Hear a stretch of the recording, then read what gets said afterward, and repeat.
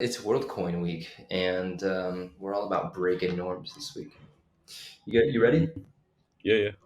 Okay. Let me take a sip of water. Good girl. Big one.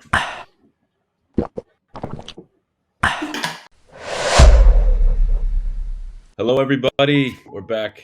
This is Sasha and Carmelo from Coinbase Ventures, back with another eye test where we check out projects that are launching. And this week is an exciting week. We're kind of breaking away from the norm a little bit.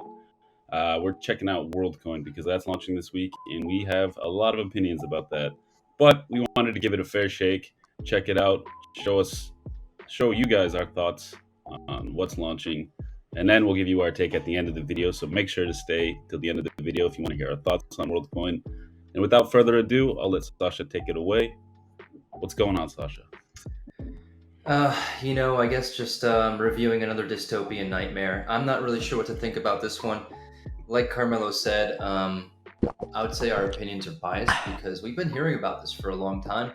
I know Sam Altman and the WorldCoin team, they've been working on this for a little while now. And with the rise in popularity of OpenAI and ChatGPT, it really made us question the motives behind what is being called WorldCoin and like what the premise behind WorldCoin is. So I think just for this video, Carmelo, my goal is to like really understand what they want to do with WorldCoin and maybe, play devil's advocate, try and read between the lines and see like, okay, well, that's their message, but what do I think is really going to happen with WorldCoin?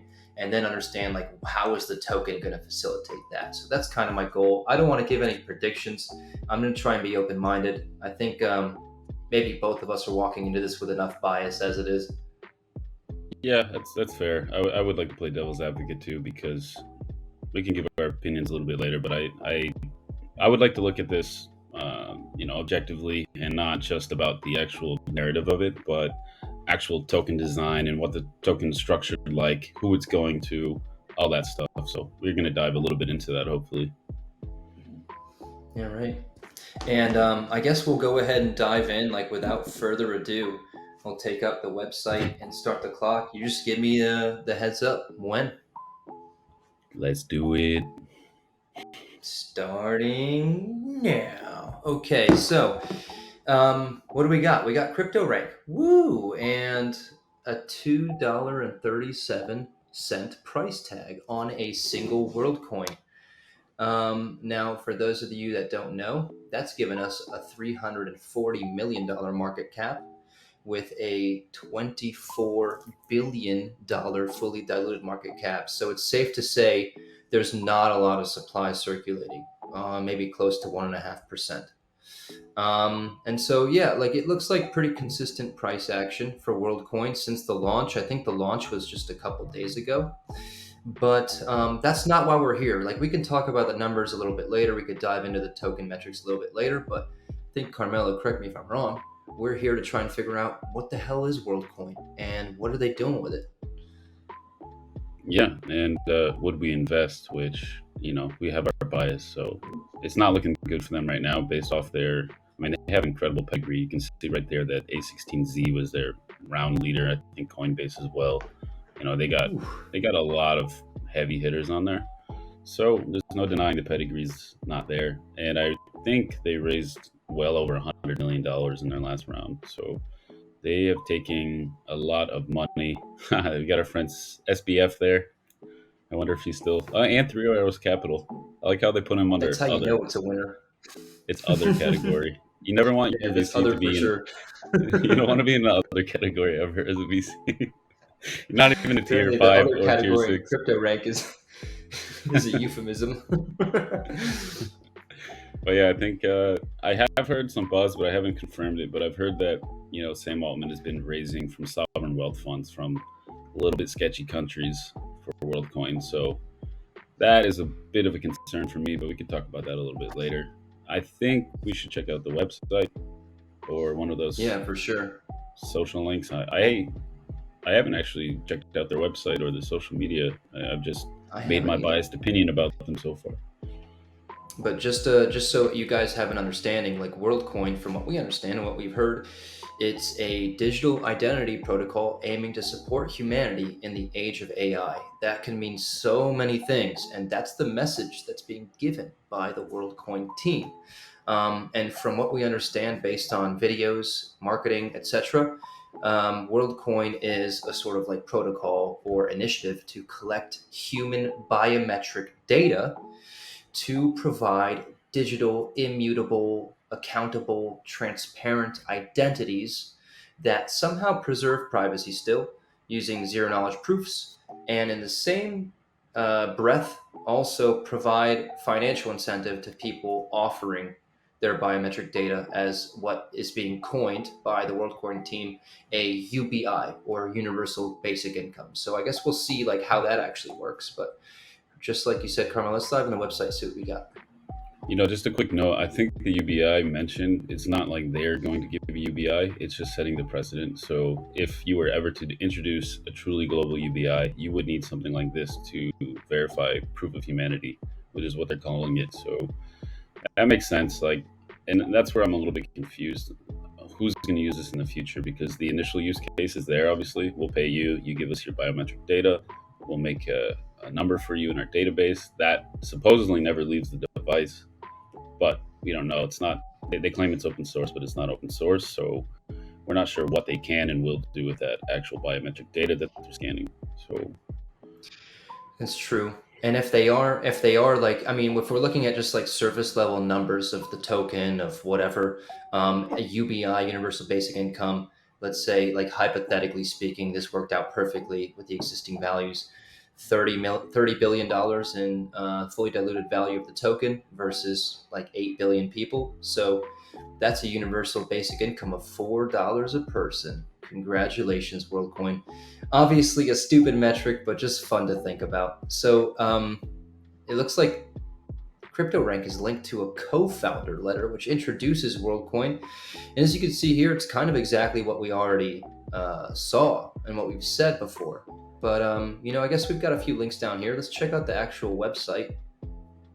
isn't it amazing what you Oh. can get away with if you know people? Like imagine advising one of our clients to just put out a blank letter like that. Like just no graphic design, nothing. Just that's what's representing you, and people eat it up because they're like, wow, it's so minimalistic and basic and clean. It's amazing. Well, I mean, Sam Bankman-Fried is perfect proof of that. Looks like they've got 2 million signups, and so far, I guess just a little bit more context, guys. WorldCoin has these physical biometric collecting devices known as the Orb, and it's like a chrome sphere with a camera to scan your iris. And so, it looks like over 2 million people have visited and submitted their biometric data, making them eligible for rewards emissions of some sort. 2,000 orbs manufactured, over 300 in the last 30 days, 2 days since launch. This is a pretty cool website, though. We got some nice metrics. Yeah, pretty clean. I dig the look of it, and I think they're focusing on the right thing. Like, the amount of signups is probably the biggest metric that they can put out there right now, because the value of the network goes up in a whole lot more once you get more people in there. Granted, they have to give Mhm. tokens to every single person that signs up, but in the long run, that's a good thing for them. They want all 8 billion people on Earth to have their irises scanned by these orbs. That's the orb right there, by the way, granting people an anonymous proof of personhood, as they're calling it. Um, and yeah, this is interesting. You're creating like a digital identity with privacy backed by a zero knowledge proof, which is great if you're a person trying to discover the identity of another person that's verified their ID on this thing. But what if you're an AI robot? What if you can break down a zero knowledge proof and identify, hey, that's Jake. Jake is on the shoot list. Let's go ahead and shoot him down. That's my A little dystopian take. extreme. Well, that's what they claim, is that they refine it down into a serial number, let's say, that is basically your essence bottled up on chain. So that never leaves the device, all your biometric information. And they claim, the founders, Alex and Sam, I think, that you don't ever have to dox yourself or give any more information unless you want to on ramp fiat or money into the ecosystem for whatever reason. I don't know why you would do that yet. Maybe it's not clear, but that's the only way that they claim that you would have to actually give your name and your information. But otherwise, your Mm. iris is their property turned into a number, and then that's just used to verify your humanity. And to their credit, like one powerful use case for this, like you mentioned, is that this is supposed to combat the rise of AI. So you can't game systems, you can't game airdrops, you can't game UBI with artificial intelligence. You have to prove that you're human. You have to prove your humanity, but that is not possible with a system like this in place theoretically. So I see the value there, and they ran through, I think, a few of the different ways that you can do that. And then the only way we have right now is KYC and AML protocols. And those are different in every jurisdiction, and they're horrible and they're very inconsistent. And though all that information is going to a centralized entity, it's going to the government that's collecting that information, basically. So is this a better or worse system than that? I'm not sure yet, but either way, I don't like the language used and the whole vibe I get from it. Yeah, the language across the entire website, you guys can see it's very sleek, beautiful, simple, easy to follow website. The language is very consistent, but it's a little bit extra. It's a little bit heavy on like, we respect people, we respect privacy, we respect this. Maybe that's the PR move that they're creating. I'm like, when it comes to information gathering, of course, there needs to be a future that involves digital identity verification. Like, that's just the logical way we're going in. Doesn't mean I'm going to like it. Doesn't mean I like that idea of the future. Someone's got to do it. Guess we're going to see what OpenAI does with all this information. And just diving into the white paper a little bit more. So what I want to understand is the token itself. And so it looks like, there are going to be some useful applications being built on top of this financial and identity infrastructure. Obviously, identity is a huge part of it. In this white paper, I believe they run through, I did have time to take a look at it earlier, but identity and the different applications that on-chain or digital identity that's verified can give you. And then the tokenomics, of course, tokenomics is simply just like a few charts with some metrics. But one of the funny things that I suspected here is that we needed to read through some of this and try and read between the lines, and try and understand like what is going to happen with this data. That's 10 minutes. Carmelo, just following up there, we'll close this window out. But what I want to talk about a little bit more is maybe along the lines of like investor ethics and principles. And one of the things I want to discuss specifically is, a state of AI being used currently in a number of different countries, a number of different technologies for identity verification and mass surveillance. And Mhm. I think I'm just coming off the back end of listening to Mark Anderson speak on a podcast about the controversy behind OpenAI, the controversy behind a lot of mass surveillance systems, the expansion in governments, the incentive for governments to create a more controlled state because it means more efficiency, more productivity, less control and decision making in the hands of the people. And so, yeah, it makes perfect sense that AI will be used for something like this. And this is just a first step there. In order for surveillance control for any of these things to be implemented, there needs to be a strong database of identities created. And so, looking at Worldcoin, it does exactly what you and I kind of love about blockchain, which is creating a mass decentralized incentive infrastructure to reward people for backing like a decentralized data pipeline, creating that data pipeline, feeding that data from a bunch of people, helping like crowdsource labor or information gathering.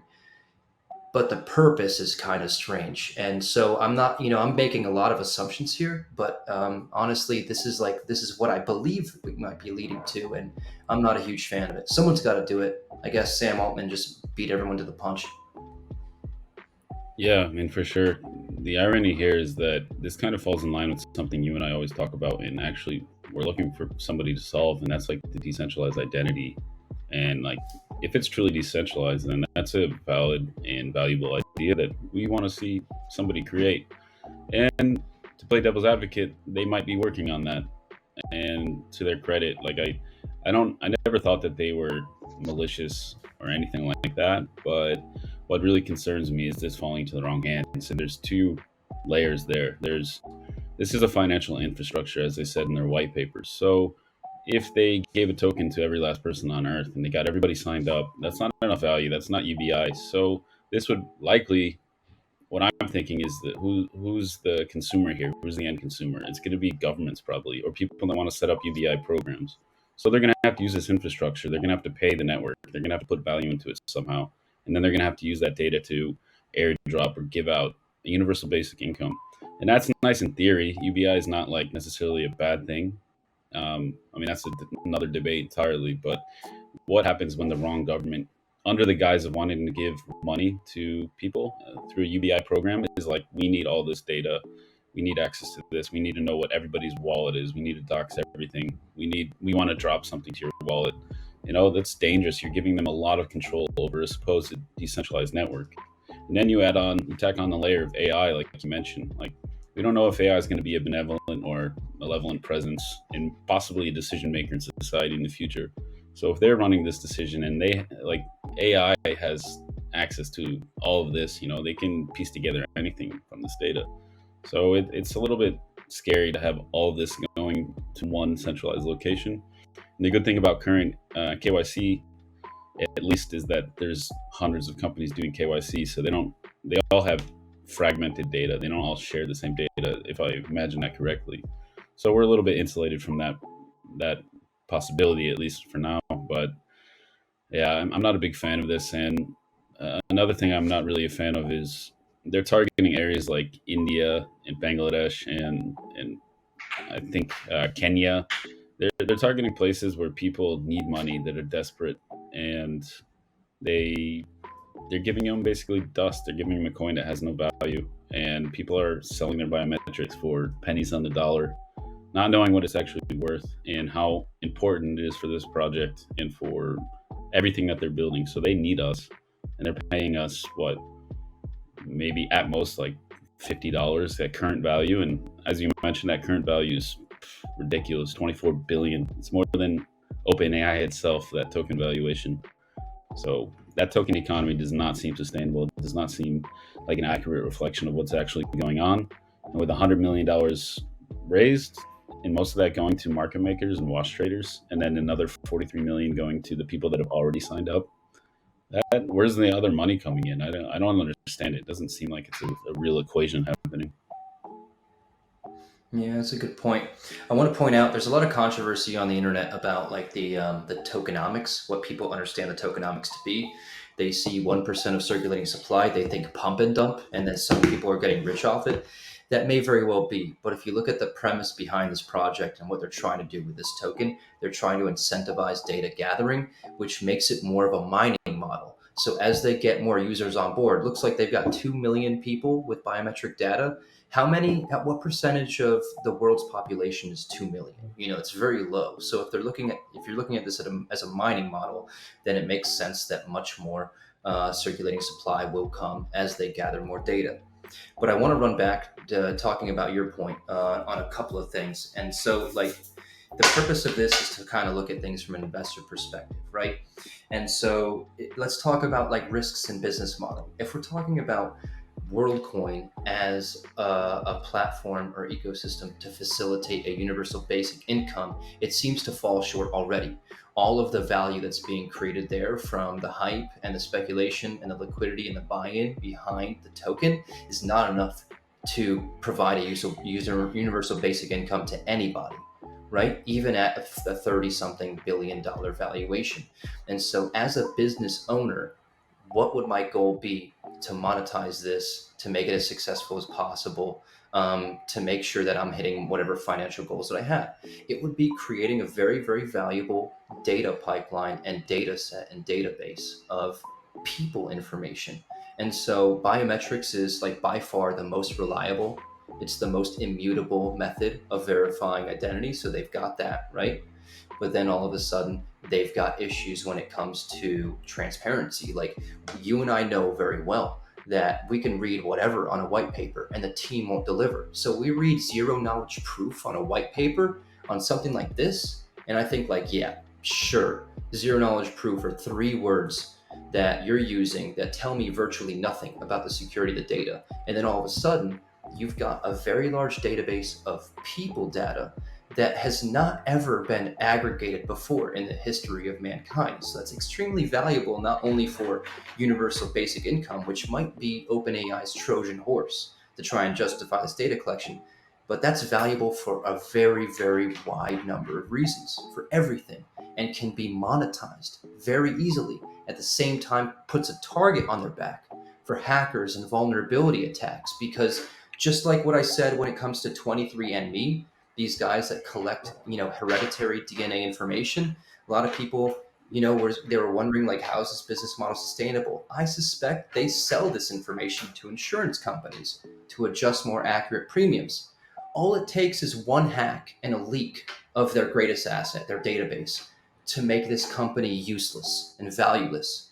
And so, like, as an investor, that's not a great thing to see or hear when it comes to OpenAI. And the 3 word zero knowledge proof is not gonna, help me feel like there's any risk mitigation there.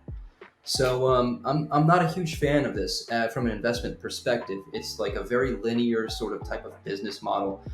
There's not a lot of transparent. Like, if I was running this company, I would probably operate it in the most evil way possible to maximize profits, as any like capitalist would. Unfortunately, that's what you're going to do with this data. It's extremely valuable. So I don't know. I'm not a huge fan of it. Whatever they say their goal is, they haven't given me any reason to believe in them. Yeah, I think you bring up a valuable point. And to monetize this, I'm trying to think of what their move is in the future. And selling data is obvious one. Like I think 23andMe and Ancestry, that they've already been proven to have been doing this. They're selling data to insurance companies or whomever. But I think in the future, it would make sense in my mind to open this up because there's not a whole lot you can do with iris scans. There's not like a whole lot of information you can glean.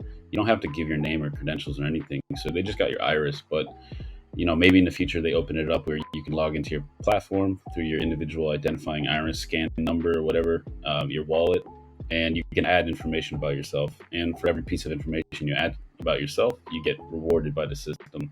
Where that money comes from, it'll be a little bit more tricky because they're going to have to monetize this. They're going to have to sell that data and be clear that you're being paid for your data that we are harvesting and we're selling or repackaging it. So if you want to give us your name, if you want to give us your religion, if you want to give us your degree of education, hell, if you want to connect it to your 23andMe account, we'll love that. Like they might be setting the groundwork for that, but maybe not. I think it's more. I know Sam Altman's heavy in AI, so I think he's thinking more as a safeguard against AI. So it's going to be harder and harder to determine what is human and what is not human in the future, especially as AI scales. So proving like who made a piece of content, was it an actual human or was it AI? That's going to be very important. But I think going back to a really important point you made, and before I make it, I want to remind everybody to like this if you have been enjoying this content because it's very helpful. And I wanted to say, you bring up a good point because you mentioned being an investor, and I'm trying to think why would you invest in this now? I understand why A16Z would invest in it, but now, why would you go to an exchange right now and buy a token for $2.37 per token unless it's 100% speculation? Because there's no use case, there's no payment, this doesn't power anything. It's just purely to pay you to put your irises into an orb. So that tells me that it's just exit liquidity. It's just outflow. It's like I am receiving this money and I'm going to send it out to an exchange and I'm going to transfer it for pennies on the dollar, $5, whatever the hell they give us. But what other reason is there to hold this, let alone buy it? So for that reason alone, put aside all the dystopian talk and all the Ponzi-nomics and all that stuff. Like it's just not a good token to hold. It's valueless. There's no reason to hold this token. Why not give stablecoin to everybody on Earth? Scan your orb, scan into the orb, and we'll give you some $5 in USDT. What's the difference? I mean, to be fair, I didn't really dive too deep into the investor docs of the white paper. So there might be some like value redistribution program where like, there is revenue coming in to power the rewards. But you're right. Like from what we've seen and what we've heard and what we understand, the token is a rewards mechanism, plain and simple. And so why would I invest in something that should depreciate in value? So like from an investor perspective, no, that's a thumbs down. Just going back, like a completely separate topic, going back to your point you made on the irises, like this is what concerns me about what this is realistically going to be used for identity verification. Because you think about logistics in mass surveillance, what is the most efficient way to verify or validate identity from a large number of people in, let's say, a high throughput area like a subway or something? We've seen like exponential scaling of technology in cameras, and video. We've seen AI scale and the processing power behind AI and the capabilities scale incredibly in the past 30 days alone. And you think about logistically, like what is the easiest way to validate or verify an identity of someone? Like you stop at the airport on the border in immigration, and you've got to wait in line while some guy looks at your photo and then asks you some questions, and then you scan your fingerprints and whatever. But imagine you just walk right up to a camera and 1 second you're done. And so like efficiency is like the key thing here for the irises, and then connecting that to social profiles that have been created and databased on social media platforms or Google or AWS, whatever. Like they just need one bit of connected information. And this is what scares me about the mass surveillance behind this. It's like logically, if I was creating a mass surveillance system, this is maybe one of the logical points I might start. And so I really have trouble believing that this is for like some, goody two shoes purpose of giving people money. Like, how many times has the world been fooled by people saying they want to give money to people and like do some good, and it just turned out to be a sham? So, very skeptical here. I'm not really sure what to think. I'm just going to stay away from it. I think even from an investor perspective, that's my hot take. I mean, yeah, especially from an investor perspective, like there's no way in hell I'm going out to buy tokens right now. I mean, you're right. We haven't combed through every last piece of investor document. Maybe there's something we might be missing. That's probably likely, 100% possible. But ethically, I just wouldn't want to get involved, even if this made me a whole lot of money. If I got in early, even if I knew it was a sure bet, I just don't feel great about it. And, I've seen interviews with the founders. They seem to be pretty sincere, but I've just learned not to trust people, like you said. I'm skeptical when people say they want to change the world for the better and they have all the money in the world. They're printing money, basically. Even the company that owns it is called Tools for Humanity, which is kind of creepy. Like, it seems like they're trying to position themselves in the most altruistic manner possible. So I don't really get it. I don't really understand why I would go to an orb right now, let alone buy a token off the open market. So, no, it's a hard I'll no for take my me. chances. This is an easy one. Well, what I'm really afraid of is that this becomes mandatory in the future. Like, say you want to sign up for any centralized exchange, or take it outside of crypto. Maybe this becomes the norm in the world that you have to submit an orb scan or scan your eye for every transaction. It's horrifying. Like, I don't want that to become the norm. So, to be quite honest, not only am I not investing in this, I'm probably going to fight it at every turn because I don't want anything Yeah. like this. Well, I think it's safe to say if something like this does become mandatory, then there'll be a lot more transparency behind the purpose of it. Like this is for mass surveillance. No one's going to say this is mandatory because we want to give you money. So at least they'll be Yeah. honest with us at that point.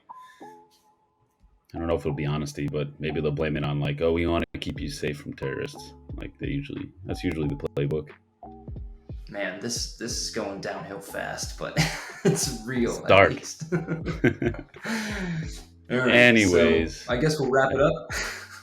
yeah, we went on a little diatribe there, but we're passionate about this stuff. We want to see crypto used for the best possible way, and that's why we're big believers and backers and investors in this space.